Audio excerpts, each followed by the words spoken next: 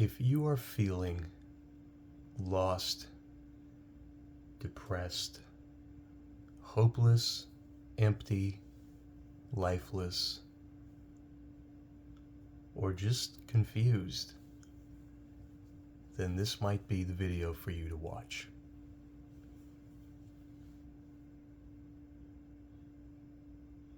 Why do we feel the way that we do? When I think back to times where I've felt lost or unhappy, dissatisfied, resentful, depressed,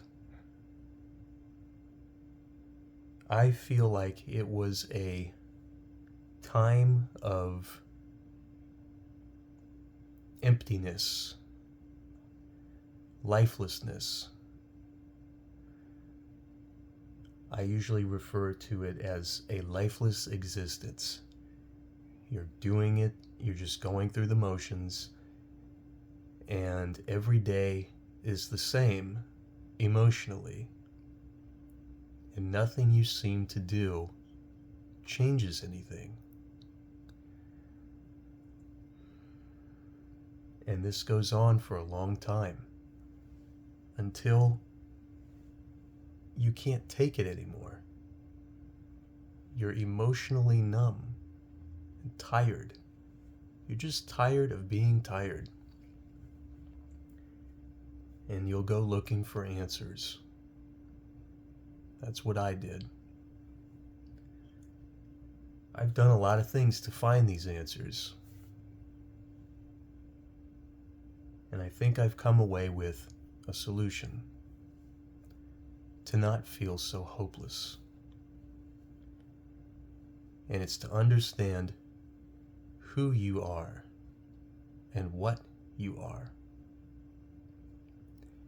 In our world, we live in a materialist world, which says that you are just a series of atoms going through time. Everything is pretty much determined. You get a body with a certain amount of IQ in a certain family, in a certain cultural setting, and that's it. You could fast forward this movie and it wouldn't matter. So why go through it? But that's not the whole truth. It goes deeper than that. And I can start with just a simple analogy.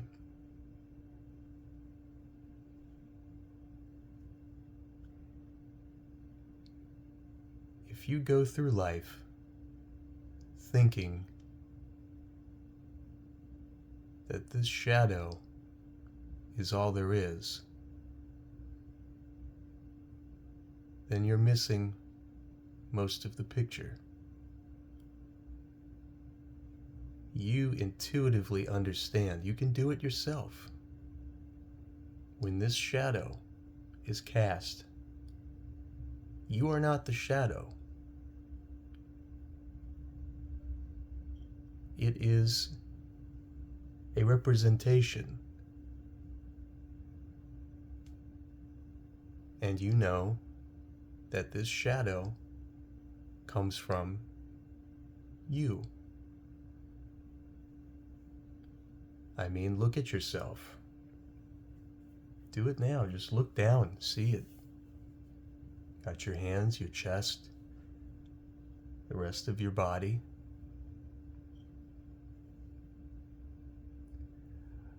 But we have a bias.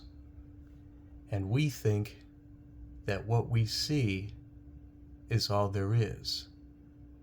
But we know that this isn't true.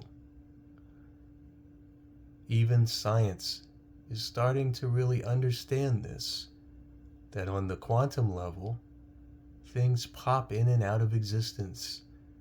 And what we see, this classical world of classical physics, isn't actually there on the quantum level.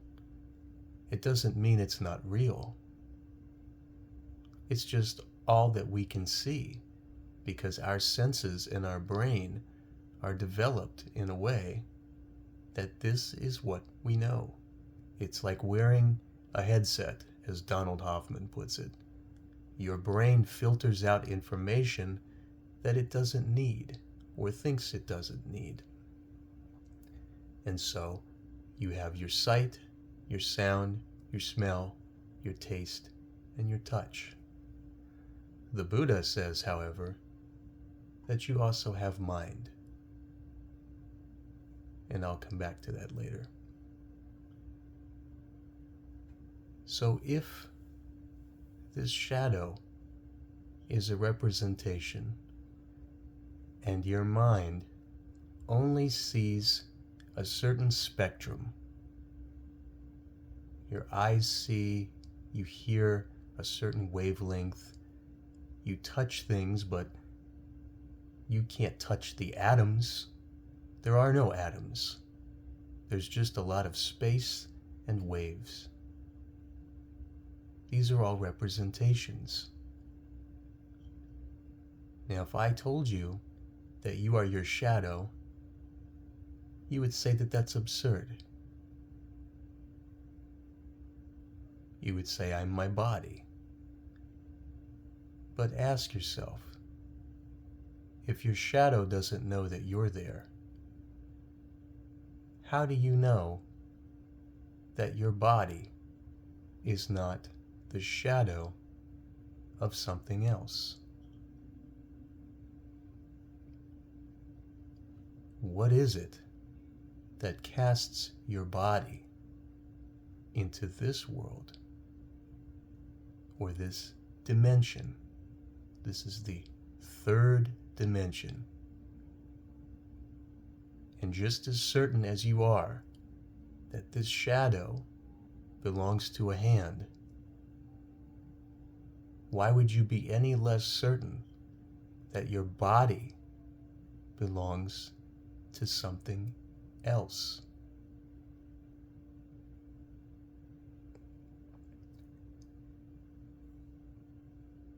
You don't exist here.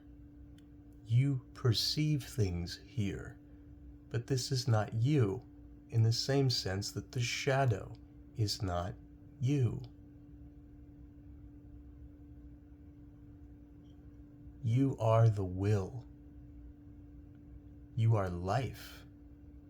You are the will to live. And the reason you feel a lifeless existence is because this will is not present in you. You just exist with no beliefs, creature comforts, the world of observation around you. This is all there is for you. So of course it's meaningless. When you die, it's gone.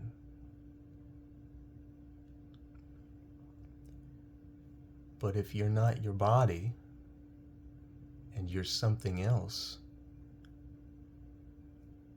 then what happens when you die? Are you actually gone? The shadow goes and the body goes. But what about that which projects into the body? It's the will. And if you can live in your will, this impersonal yet deeply personal thing, it guides you, it pushes you. It doesn't necessarily control you. You try to control it. And when you don't listen to it, you suffer because you're not listening to yourself. You're listening to your ego, and your ego's trying to fit into this world, trying to make money and please people and do things that have nothing to do with your will. That's what it means to be empty. But if you can listen to your will and acknowledge your will, acknowledge yourself, you won't be empty. And this world is just a medium. It's just a place that is a representation, just like your shadow. It represents something that you cannot perceive. Other dimensions are not perceptible. You can't see the fourth dimension. You can't hear it. But they're just like your thoughts. You can't actually see your thoughts. You can't hear your memories. And yet, they're always there. How can that be? How can these things exist, yet you cannot touch them with your senses? Well, the Buddha says that your mind is a sense. It can sense mental formations and emotions. And all these things, these memories that you have, you can see them in your mind. And you can feel things in your heart. Think about that feeling you get in your chest. You can feel great love, but for a lot of people, they just feel great pain or angst. But it is a feeling nonetheless.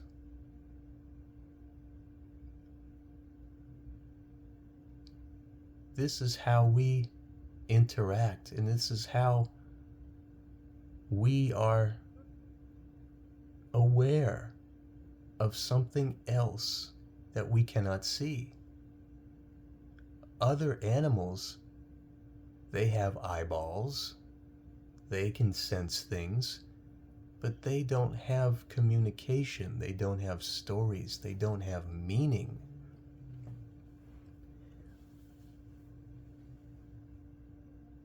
The will is your meaning.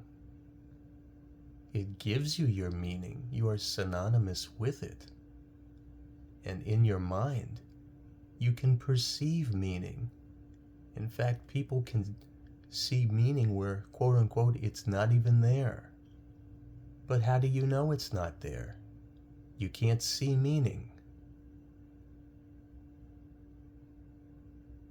Where does this meaning come from?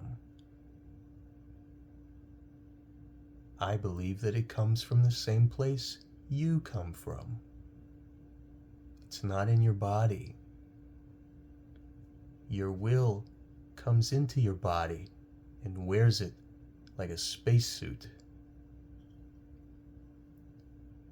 And it navigates this world with a deep sense of meaning. And this meaning comes from another dimension, full of meaning. But your brain blocks it out. Your brain is a headset that only perceives what it needs to survive. And yet we perceive meaning which doesn't exist in the world.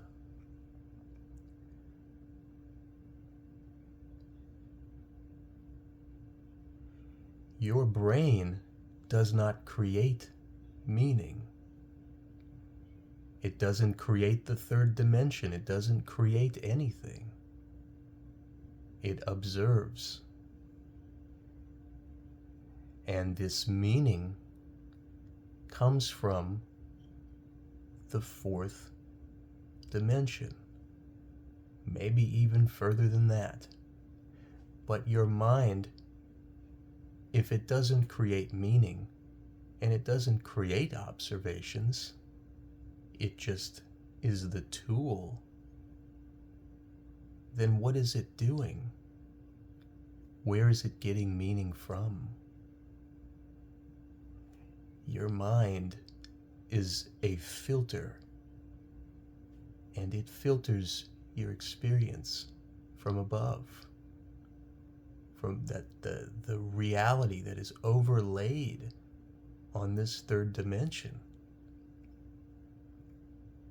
And what's actually happening is that your mind is perceiving a meaning that exists already. It is part of possibility, all possibilities. It's an expansion of consciousness.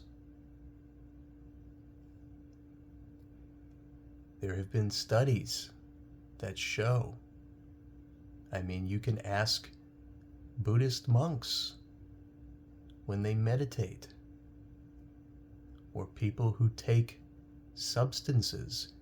They've done brain scans. They can see what happens when these people experience things. It's not because they're tripping out or their brain is hyperactive. The brain scans show that their brain is slowing down. It's slowing down. How can the slowing of the mind create these extra sensory perceptions?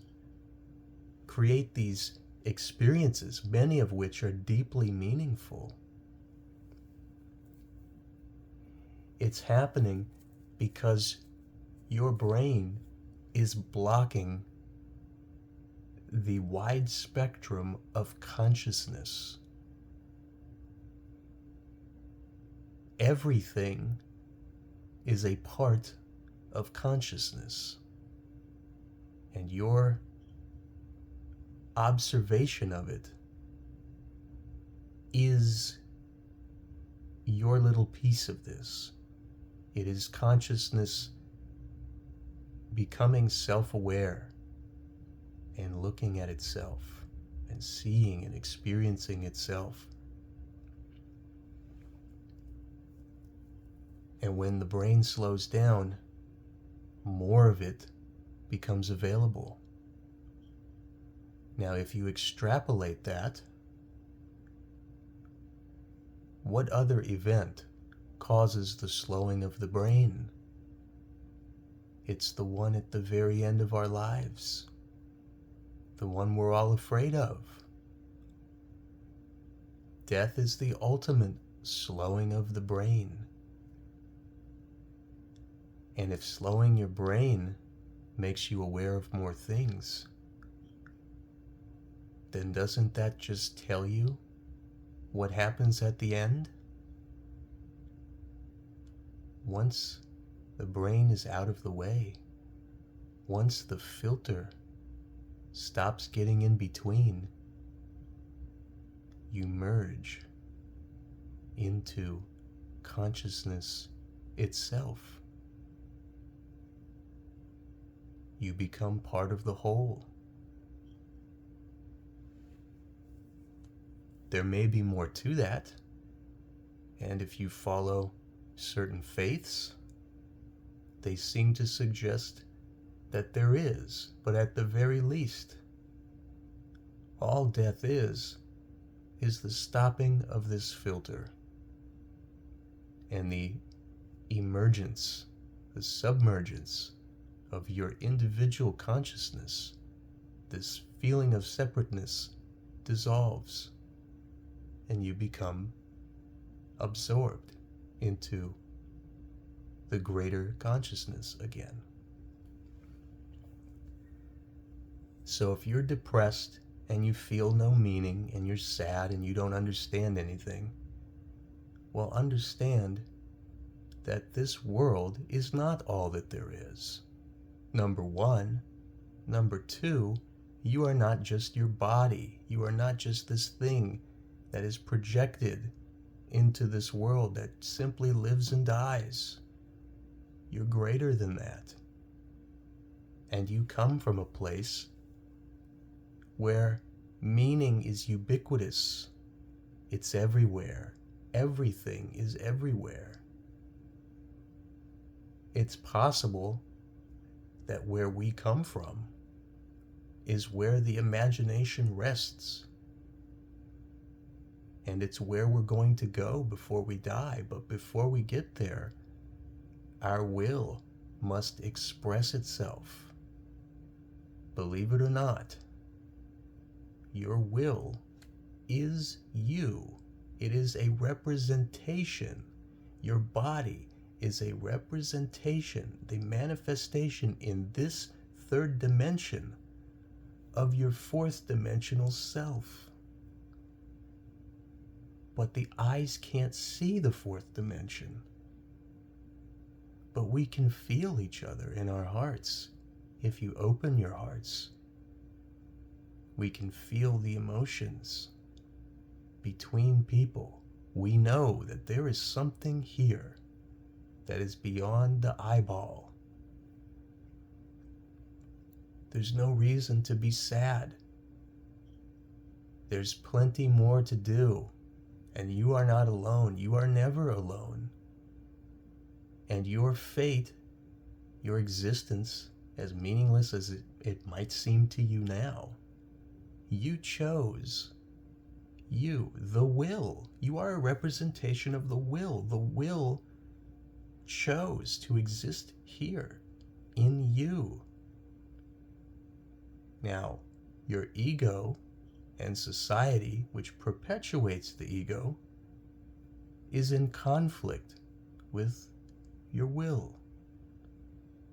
And you have all this static and noise inside your mind that you can't even hear the voice of God, the voice of life. That is what God is. It's life. We are the descendants of life itself. Life is a being. It's almost redundant to say that life is a being that does not exist purely here in this third dimension, but we have descended from it. We are its descendants. We are the will of this greater conscious being. And you have a purpose here. You may not know it yet, but if you can quiet the noise, quiet your ego, stop forcing yourself to be subservient to some agenda, to some social system that doesn't want your will to flourish. If you can quiet that noise, you will hear your will. And it is powerful. It is life. You will feel alive because you will feel the force that actually carries you. The will lifts your feet and pushes you forward in life. It's hard to believe, but you can feel it. It's impersonal. If you feel it for the first time, you'll think that you're not in control. And I've got news for you. You're not. Your ego thinks it's in control. It's trying to wrestle control from the will, to try and fit into this survival mentality, to exist here in this thing that we're not supposed to attach ourselves to. But you can quiet your mind, and you can hear the will, and you can feel life arise in you. And that will end your sorrow. There is no sorrow in the will. Jesus walked towards his death. He knew it was coming, and you know yours is coming too. And he didn't run from it. He knew he had to do it. It was his will. It was why he came, to die on the cross. Whether you want to believe that or not, quite honestly, you should. You might as well. Because if you also lived from your will, and your will walked you up that hill with the cross on your back, you would not fear your death. You would know that you came to do what you were supposed to do. And there is no sadness in this, because your body is not you. It is a representation of something else. Meaning that comes from another place. It's mysterious. It's filling. It gives you something that this world can't.